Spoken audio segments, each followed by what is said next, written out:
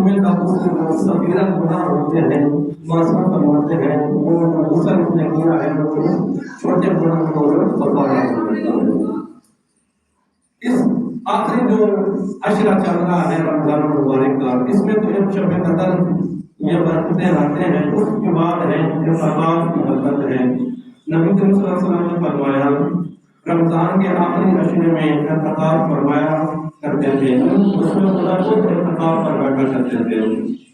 پھر فرمایا رمضان کے آخری دنوں میں اللہ بے شمار لوگوں کو جہنم سے نجات عطا فرماتا ہے۔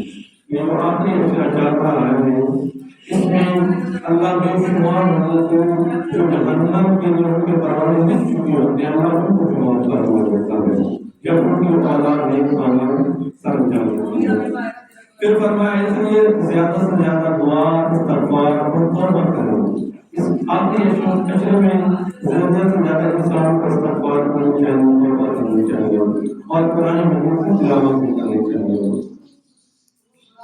رمضان کے اختتام پر یعنی عید کے رات کو انعام گزار کا نام ہوا ہے، اور امام حسن مجتبی نے بھی فرمایا یہ جو مہینہ چل رہا ہے اللہ نے لوگوں کے درمیان میں مقابلہ کروایا ہے۔